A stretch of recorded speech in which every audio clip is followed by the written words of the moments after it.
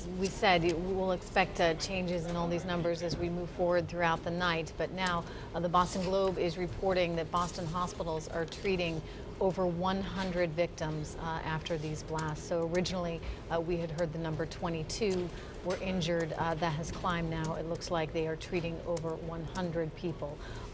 Phenomenal hospitals, however, in Boston, Tom Keene. Oh yeah, they are world class. We've used our fair share of their services in the time I spent up there. You see the headline there on Bloomberg HD on the Boston Globe. I would point out, and Richard, I think you're the pro at this, is we all need to be very careful about conflicting information right now.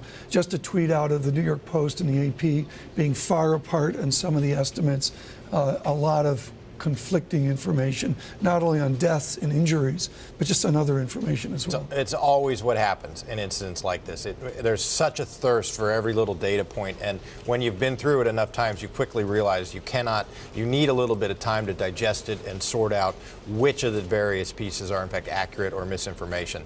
And it's just how these things go. So both for journalists and for policymakers and responders and the general public, always have to be very careful about relying too much on any particular data fact. Sure. So in other words, go to the Boston Police Department, go to the FBI, et cetera, and well, and the story for them will change several times, too. I mean, they're ingesting it all. They've opened a phone number for tips and leads. The vast majority of the tips and leads people get in will be, if not erroneous, just not useful. But they still have to be run down and investigated. Sure. And that, when you work in law enforcement or in intelligence, that's just part of the business. You learn how to be very skeptical and about information, corroborate everything before you jump to conclusions. Richard, how does the FBI fit into this? Obviously, they have an active Boston presence. We know of that investigation for years of Whitey Bulger and all that. It's part of fiction and nonfiction within the culture. But how do the federal agents dovetail with Boston police who are on the ground right now? Fortunately, that dovetailing has gotten fairly good in the 10 years since 9/11. So